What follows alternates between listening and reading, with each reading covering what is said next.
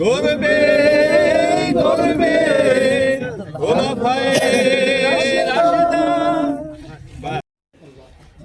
আর এরকম একটা উট চালক আবু বকর রাদিয়াল্লাহু আলহামদুলিল্লাহ। রাসূল করিম সাল্লাল্লাহু আলাইহি সাল্লামের প্রতি দরুদ, যার আনিত জীবন বিধান আমাদের চলার পথকে সুগম করে এবং চলার পথকে ইহদিনাস সিরাতিল মুস্তাকিমের যে পথ, সেই পথকে নির্দেশ করে, সেই রাসূলের প্রতি দরুদ পেশ করছি সাল্লাল্লাহু আলাইহি সাল্লাম। সম্মানিত ভাই এবং বিসমিল্লাহির রহমানির রহিম। সবাইকে আসসালামু আলাইকুম। আমি এমএস মোস্তফা।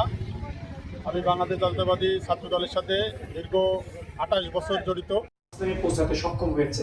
তো আমরা আপনাদেরকে বলতে চাই, সম্মানিত ভাইয়েরা, আমরা যে যেখানে যেভাবেই থাকি না কেন, আল্লাহ আমাদেরকে যে গাইডলাইন দিয়ে দিয়েছেন, আল কোরআন, রাসূল সাল্লাল্লাহু আলাইহি ওয়াসাল্লাম আমাদের জন্য আদর্শ নেতা হিসেবে সুন্নাহ রেখে দিয়েছেন, সেইগুলো যদি আমরা আঁকড়ে ধরে চলতে পারি, দুনিয়ার পাওয়ার আশা আমাদের যেন আমাদেরকে অনৈতিকতার দিকে ধাবিত না করে। যেটা বলতে চাই যে আমরা আপনাদেরকে ইসলামের সুমহান আদর্শের দিকে আহ্বান করে চলেছি।